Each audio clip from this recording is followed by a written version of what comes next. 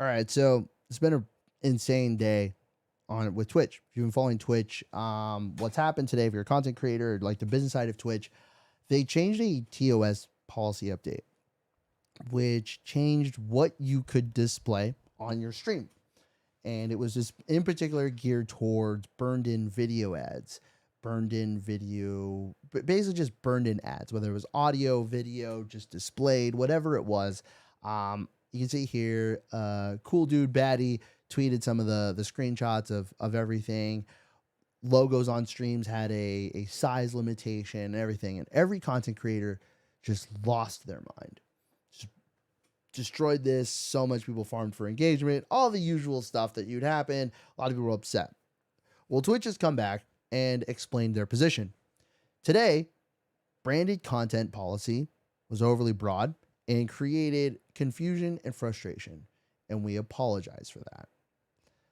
We do not intend to limit streamers' ability to enter into direct relationships with sponsors, and we understand that this is an important part of how streamers earn revenue. We wanted to clarify our existing ads policy. It was intended to prohibit third-party ad networks from selling burned-in video and display ads on Twitch, which is consistent with other services.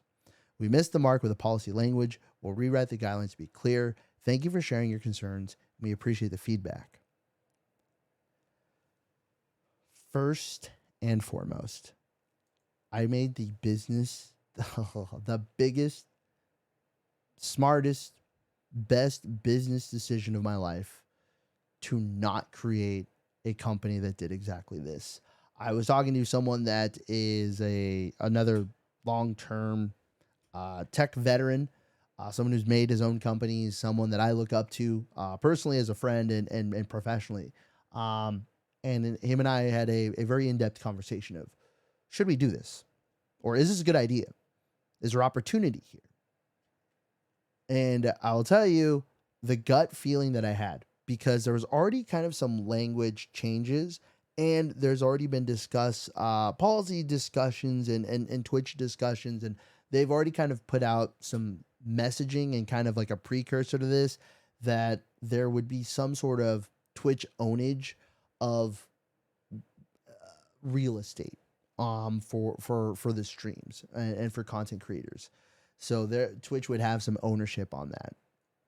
And so because of that, when I looked into the agreement and I just kind of looked at, I think, the writing on the wall, I decided not to do this. I think there is a massive opportunity here, especially on the lower tail, to make money. The long tail of content creation, where I'm talking like sub 100, sub 10 even, concurrent viewers. I think there's a lot of opportunity there. One, to make them money, and two, to gain money. Because it's really, really, really expensive right now if you wanted to run an ad campaign or run an integrated marketing campaign or do a digital brand activation for the most popular streamers. Those content creators have managers, they have representation, they're working with WME, they're working with all those, the usual suspects, which makes it extremely expensive because, one, they need their piece of the pie, and all their people need a piece of the pie. And you're going to get somewhere between, let's say, depending the viewer, you could go depending the streamer, anywhere from, like, let's say 1,000 concurrent viewers to upwards of maybe 70K to 100K, probably depending what you're doing for the campaign and what it is. If you look at guys like that are usually at the top, guys and gals are usually at the top. Hassan, 20 to 50K, depending what's going on. XQC probably hovers around 40K concurrent. Kai probably around 50K concurrent, depending what's going on. Nothing special, nothing drama filled, like just an average day, just chilling, playing games or doing the usual stuff. That's what you're probably looking at. Somewhere for the top, probably caps out probably around 50K. There's lots of other streamers that are very consistent at, let's say, like 1 to 2, maybe 3K concurrent. Amaranth, I think concurrent probably hovers around 6K to probably between 5 to 10K, depending on the content and what she's doing. So when you look at those, you could easily take over half or 3/4 of a website, what you would pay just 1 or 2 or if you really wanted, like, let's say the top 10 streamers to have a really integrated brand activation and something really cool, you literally could take over 3/4 of the website, because a lot of smaller streamers would do it for a serious fraction of the cost. And I think that there's some really unique marketing opportunities there.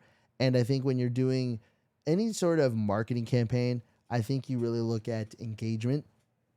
And if you actually look at like the ratio of viewers to engagement, those 10 viewers, those 20 viewers, those 50 viewers, whatever it is, are usually very highly engaged, and have a really vested interest. They're watching a smaller streamer intentionally. And that I wanted to one, give back to smaller streamers, and two, capitalize on that opportunity, because there is a real opportunity. And I'm so glad I didn't. I'm so glad I did not make this, because I think I could have got initial few customers. I think I got initial few capital. I could have definitely been working streamers, and I definitely could have been building out this company. Like, I could be knee deep right now thinking I'm going to have a real viable living, and with this TOS change, it would all be done for, right? And that's one of the gambles of building any kind of company that is based off, that is a third party to, this is the first party versus third party conversation, right? And I think you're going to see a lot more of this, especially like with Airbnb.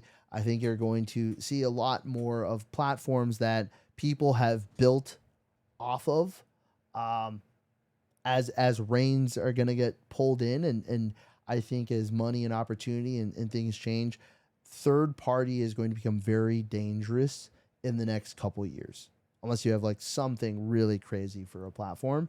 Ultimately, I think with building an affiliate company like this, I think your best bet was probably to get acquired or to get bought first party, or someone could take over, kind of build the product, get the initial customer base, make sure it's working. And I think they would have.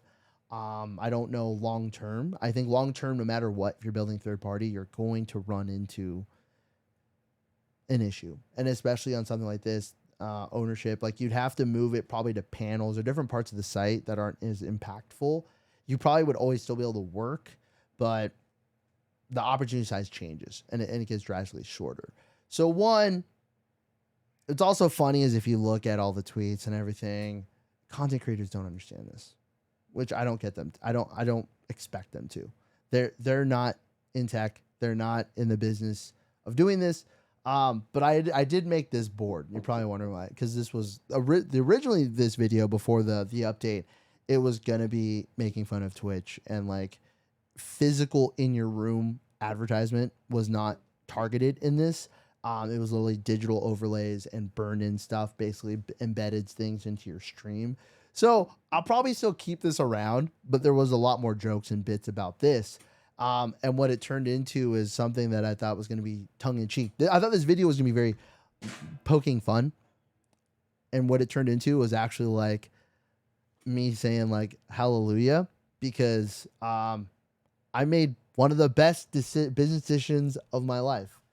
And I wanted to give a little context why that was the best business decision of my life, to a little bit of opportunity when it comes to Twitch and this whole policy change. So have a good one. It's Tuesday. Go get it. Tuesdays are traditionally the hardest working days, at least for Americans. Most work is done on Tuesdays, because Fridays people kind of like meh, and then Mondays everyone's like, oh, Monday. So then Tuesday's like a major catch up day. So one, if you're on the grind watching this on Tuesday, stay strong.